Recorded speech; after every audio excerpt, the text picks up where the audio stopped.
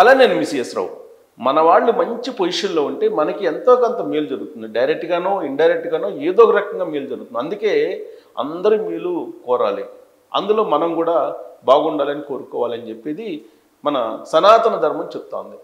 ఇప్పుడు రామ్మోహన్ నాయుడు ఆయన విమానయాన శాఖ కేంద్ర మంత్రి. ప్రస్తుతం ఆంధ్రప్రదేశ్కి ఎయిర్పోర్ట్లు ఇస్తున్నారు, తెలంగాణకి ఎయిర్పోర్ట్లు ఇస్తున్నారు. వరంగల్, ఆదిలాబాద్, కరీంనగర్ ఇలాంటి చోట్ల ఎయిర్పోర్ట్లని శాంక్షన్ చేశారు. అలాగే ఆంధ్రప్రదేశ్లో కూడా ఎక్కడ ఎయిర్పోర్ట్లు కావాలంటే అక్కడ ఆయన శాంక్షన్ చేస్తూ ఉన్నారు. ప్రస్తుతం భోగాపురం ఇంటర్నేషనల్ ఎయిర్పోర్ట్ రెడీ అవుతుంది. 2026లో దాన్ని ప్రారంభించబోతున్నారు. అంతవరకే కాదు, ఇప్పుడు లేటెస్ట్గా ఒక పెద్ద స్వీట్ న్యూస్, గుడ్ న్యూస్ ఏంటంటే భోగాపురం విమానాశ్రయానికి దగ్గరలో విమానాశ్రయ యూనివర్సిటీని ఒకదాన్ని ఏర్పాటు చేయాలి అనేది. విమానయానం మీద విమానయానానికి సంబంధించిన కోర్సులు, పైలట్లు కానీ లేదంటే అక్కడ హోస్టులు కానీ ఇవన్నీ ట్రైనింగ్, టికెట్ బుకింగ్ అనేది, తర్వాత ల్యాండ్ ఇంజనీరింగ్ సంబంధించినటువంటి ఉద్యోగాలు ఇవన్నీ చాలా ఉంటాయి. ఎయిర్ హోస్టెస్ ఉద్యోగాలు ఇవన్నీ కూడా. సో వానికి సంబంధించినటువంటి కోర్సుల్ని అక్కడ యూనివర్సిటీలో విమానయాన శాఖ ఆధ్వర్యంలో ఒక యూనివర్సిటీని భోగాపురం దగ్గరలో ఏర్పాటు చేస్తూ ఉన్నారు. ఆ అనౌన్స్మెంట్ తాజాగా రామ్మోహన్ నాయుడు గారు చేశారు. ఇదంతా కూడా విమానయాన శాఖ మంత్రిగా ఆయన ఉన్నందువల్లే సాధ్యమైంది. గతంలో అశోక్ గజపతిరాజు గారు ఉన్నారు, ఆయన చేయగలిగినంత చేశారు ఉమ్మడి ఆంధ్రప్రదేశ్కి. అలాగే ఇప్పుడు రాష్ట్రం విడిపోయినప్పటికీ కూడా అటు తెలంగాణకి ఇటు ఆంధ్రప్రదేశ్కి కొంత ప్రాధాన్యత రామ్మోహన్ నాయుడు గారు ఇస్తూ ఉన్నారు. అందుకే ఇప్పుడు రాబోయేటువంటి రోజుల్లో ఎయిర్పోర్ట్లు టూ టైర్ సిటీలకు కూడా మీకు విమానయాన ప్రయాణం అందుబాటులో రాబోతుంది. ఇప్పుడు ఎగిరే ట్యాక్సీలు, ఎయిర్ ట్యాక్సీలు రాబోతున్నాయి. ఎయిర్ ట్యాక్సీలు ఇవన్నీ కనుక వస్తే కనుక రాబోయేటువంటి రోజుల్లో బస్ ప్రయాణం, రైలు ప్రయాణం ఇప్పుడు ఎలా చేస్తున్నామో అలా ఎయిర్ జర్నీ మనం చేయొచ్చు. రష్యాతోటి భారతదేశం ఒప్పందం కుదుర్చుకుంది. స్వదేశీ పరిజ్ఞానంతో విమానాలను తయారు చేసి దాదాపు 103 మంది ప్రయాణం చేసేటువంటి కెపాసిటీ విమానాలను తయారు చేయబోతున్నారు స్వదేశీ పరిజ్ఞానంతో. రష్యా ఏవియేషన్ దాంతో టైఅప్ అయిపోయి ఈ తయారీ వస్తుంది. అలాగే రోల్స్ రాయిస్ అనేది ఎగిరే ట్యాక్సీలని అలాగే విమానాలను తయారు చేసేటువంటి టెక్నాలజీ దానికి ఉంది, అది కూడా రాబోతుంది. అంటే రాబోయేటువంటి రోజుల్లో మనం ఊహించినటువంటి ఒక ప్రపంచాన్ని మనం చూడబోతున్నాం. అందుకు అనుగుణంగా అటు ఆంధ్రప్రదేశ్ని ఇటు తెలంగాణని తయారు చేయడానికి కేంద్ర విమానయాన శాఖ మంత్రిగా ఉన్నట్టు రామ్మోహన్ నాయుడు గారు ప్రయత్నం చేస్తున్నారు. దాంట్లో భాగంగా ఎయిర్పోర్ట్స్ని పెంచుతూ ఉన్నారు, విమానాశ్రయాలని పెంచుతూ పోతూ ఉన్నారు రెండు రాష్ట్రాల్లో కూడా. అంతేకాదు అనేక సంస్కరణలు తీసుకొచ్చే ప్రయత్నం చేస్తున్నారు. దాంట్లో భాగంగా టికెటింగ్ విషయంలో కూడా మార్పులు తీసుకొస్తున్నారు. ఇప్పటివరకు విమాన టికెట్లు కనుక మనం బుక్ చేసుకుంటే వాటిని రద్దు చేస్తే కనుక మళ్ళీ రీఫండ్ వచ్చేది కాదు. కానీ ఇప్పుడు 100% రీఫండ్ వచ్చేటువంటి వెసులుబాటు కల్పిస్తూ ఒక నిర్ణయం తీసుకున్నారు. అది కూడా 48 అవర్స్ ముందు కనుక మీరు విమాన టికెట్ రద్దు చేసుకుంటే 100% రీఫండ్ వచ్చేలాగా ఇప్పుడు కీలకమైనటువంటి నిర్ణయాలు తీసుకున్నారు. దానికి అంతర్జాతీయ విమానాలకైతే ఎలా ఉంటుంది, అలాగే డొమెస్టిక్ విమానాలకి, ఇంటర్నేషనల్ ఎయిర్పోర్ట్స్కి, డొమెస్టిక్ ఎయిర్లైన్స్కి ఎలాంటి నిబంధనలు ఉన్నాయి అనేది ఇప్పుడు తాజాగా కొన్ని మార్పులు తీసుకొచ్చారు. అది కూడా రామ్మోహన్ నాయుడు గారి ఆధ్వర్యంలో జరిగాయి. దానికి సంబంధించినటువంటి న్యూస్ ఇప్పుడు బాగా పాపులర్ అయింది. డైలీ ఇప్పుడు ఎయిర్ ట్రావెల్ చేసే వాళ్ళు చాలామంది ఉన్నారు. పైగా అనేక మంది ఇంటర్నేషనల్ ఎయిర్పోర్ట్లో నిండిపోతున్నారు, డొమెస్టిక్ ఎయిర్పోర్ట్లో నిండిపోతున్నారు. ఇలాంటి పరిస్థితుల్లో టికెటింగ్ విషయంలో ఆ టికెట్ బుకింగ్ కానీ లేదంటే రద్దు కానీ లేదంటే డేట్స్ మార్చుకునేటువంటి విషయంలో కానీ కొన్ని మార్పులు చేశారు. ఆ మార్పులు ఏంటి అనేది నేను మీకు చూపిస్తాను. అందుకే వాయువేగ 2.0 అన్నాను. ఇప్పటివరకు ఇలాంటి సంస్థలు ఎవరు తీసుకురాలా, రామ్మోహన్ నాయుడు గారే తీసుకొస్తూ ఉన్నారు.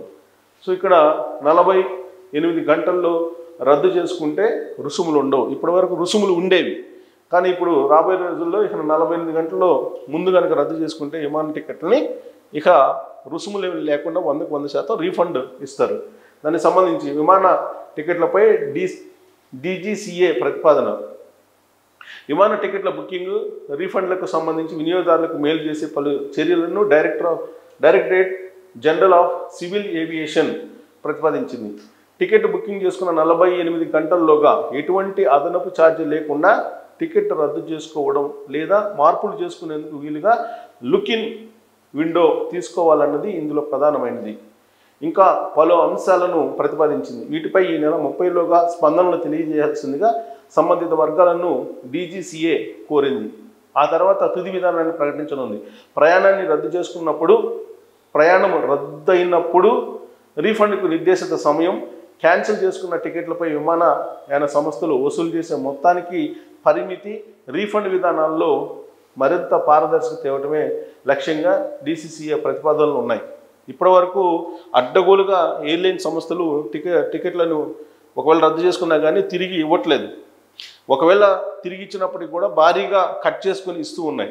దానికంటే ఒక నిబంధన లేకుండా ఉంది. అందుకే ఆ నిబంధనలన్నింటినీ కూడా పకడ్బందీగా తయారు చేయాలనేటువంటి ఉద్దేశంతో డీజీసీఏ ఇప్పుడు కొన్ని ప్రతిపాదనలు ఇచ్చింది.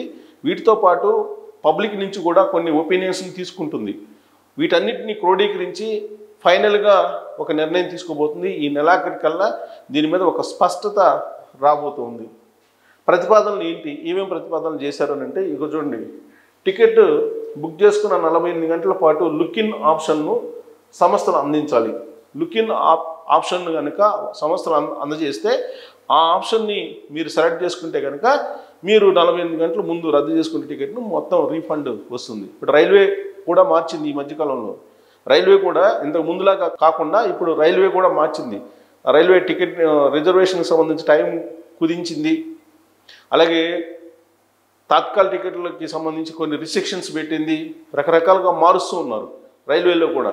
ఎందుకు? నిజమైనటువంటి ప్రయాణికులకు వెసులుబాటు కల్పించాలి, సౌకర్యంతో ప్రయాణాన్ని అందుబాటులో ఉంచాలి అనేటువంటి ఉద్దేశంతో రైల్వే మారుస్తుంది. ఇప్పుడు విమానయాన శాఖ కూడా ఈ టికెటింగ్ విషయంలో అనేక మార్పులు తీసుకొచ్చింది. ఈ సమయంలో ప్రయాణికులు ఎటువంటి ఛార్జీలు లేకుండా టికెట్ రద్దు లేదా మార్పులు చేసుకోవచ్చు. రద్దు అయినా చేసుకోవచ్చు లేదా మార్పు అయినా చేసుకోవచ్చు. ఇప్పుడు లుక్ ఇన్ ఆప్షన్ను మీరు సెలెక్ట్ చేసినప్పుడు. అయితే కొత్త తేదీలో ఉన్న టికెట్ ధరలో మార్పులు ఉంటే ఆ మేరకు చెల్లింపులు జరపాల్సి ఉంటుంది. ఇప్పుడు సపోజ్ ఈరోజు మనం టికెట్ చేసుకున్నాము, రేపు వెళ్ళలేకపోయాము. రేపు వెళ్ళలేకపోయినప్పుడు తర్వాత మీకు మళ్ళీ ఎప్పుడు చేసుకోవాలి అనేది ఆ డేట్ని సెలెక్ట్ చేసుకుంటే ఆ డేట్లో ఆ రోజు టికెట్ రేట్ ఎంత ఉంది అనే దాన్ని బట్టి ఈ అమౌంట్ కంటే కూడా ఎక్కువ ఉంటే ఆ అమౌంట్ పే చేయాల్సి వస్తుంది. అలాంటి వెసులుబాటు కల్పిస్తుంది. అయితే కంపెనీ వెబ్సైట్ ద్వారా నేరుగా టికెట్ బుక్ చేసుకుంటే దేశీయ విమానాల్లో ప్రయాణానికి 5 రోజులు, అంతర్జాతీయ విమానాల్లో ప్రయాణానికి 15 రోజుల లోపు ఈ లుక్ ఇన్ విండో సౌకర్యం లభించదు. సో దేశీయ విమానాల్లో ప్రయాణానికి 5 రోజులు, అంతర్జాతీయ విమానాల్లో ప్రయాణానికి 15 రోజుల లోపు ఈ లుక్ ఇన్ విండో సౌకర్యం లభించదు. సో 5 రోజుల ముందు 15 రోజుల ముందు చేసుకుంటే ఇది లభించదు అంటున్నాడు. అంటే ముందుగా టికెట్లు రేట్లు తక్కువ ఉంటుందని చెప్పి మనం అడ్వాన్స్ బుకింగ్ చేసుకుంటాం. అలాంటి వాళ్ళకి వెసులుబాటు ఉందన్నమాట. టికెట్ బుక్ చేసుకున్న 48 గంటల తర్వాత కనుక ప్రయాణాన్ని రద్దు చేసుకోవాలనుకుంటే క్యాన్సిలేషన్ ఛార్జీలను ప్రయాణికులు చెల్లించాల్సి ఉంటుంది. 48 గంటల తర్వాత అయితే మాత్రం ఖచ్చితంగా వీళ్ళు క్యాన్సిలేషన్ ఛార్జీలను ప్రయాణికులు చెల్లించాల్సి ఉంది. టికెట్ బుక్ చేసుకున్న 24 గంటల్లోగా ప్రయాణికుల పేరుతో తప్పులు సరిచేసుకోవచ్చు.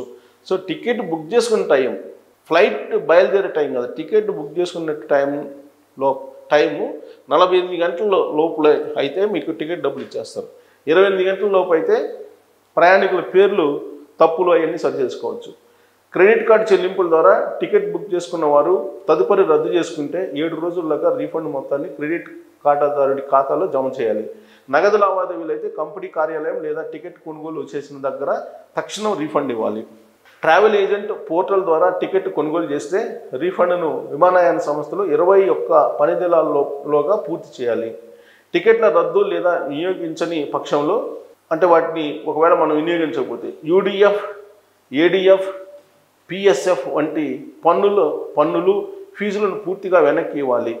సో ఫీజులను వెనక్కి ఇవ్వాలి. ఇది అనేక రకాల ఫీజులు వేస్తుంటారు టికెట్ బుకింగ్ సమయంలో. ఇది యూడిఎఫ్ అని, ఏడిఎఫ్ అని, పిఎస్ఎఫ్ అని అనే రకరకాల పన్నులు ఫీజులు వసూలు చేస్తుంటారు. ఆ ఫీజులు పన్నులు మాత్రం వెనక్కి ఇవ్వాలి అని చెప్పి చెబుతున్నారు ఒకవేళ ట్రావెల్ చేయకపోతే. వైద్య అత్యవసర పరిస్థితుల కారణంగా టికెట్ను రద్దు చేసుకుంటే రీఫండ్ అందించాలి. ఒకవేళ హెల్త్ బాగలేకపోతే అప్పుడు కనుక విమానయాన టికెట్లు రద్దు చేసుకుంటే రీఫండ్ ఖచ్చితంగా ఇవ్వాలి అనేటువంటి ప్రతిపాదనను ఇప్పుడు విమానయాన శాఖ ప్రతిపాదించింది, ఏవియేషన్ డిపార్ట్మెంట్. సో కేంద్ర ప్రభుత్వం వీటిని పరిశీలిస్తుంది. దీని మీద ఈ నెల 30 లోపల ఇంకా ఏమైనా అదనపు ప్రతిపాదనలు కానీ అదనపు సలహాలు కానీ ప్రజల నుంచి వస్తే వాటిని కూడా పరిగణలోకి తీసుకొని అప్పుడు దీనికి ఒక తుది రూపం ఇచ్చి వీటిని అమలు చేయాలి అనేటువంటి నిర్ణయం తీసుకుంటున్నారు. అంటే రాబోయేటువంటి రోజుల్లో విమాన ప్రయాణాన్ని మరింత సులభతరం చేయడానికి కేంద్ర ప్రభుత్వం సిద్ధమైంది. ఆ దిశగా కేంద్ర విమానయాన శాఖ అడుగులు వేస్తుంది. అంతేకాదు అవసరాలకు తగిన విధంగా పైలట్లని, ఎయిర్ హోస్టర్స్ని, గ్రౌండ్ క్లియరెన్స్ సిబ్బందిని వీళ్ళందరినీ తయారు చేయడానికి భోగాపురం దగ్గర యూనివర్సిటీని పెట్టబోతున్నారు. అది పెద్ద గేమ్ చేంజర్ కాబోతుంది.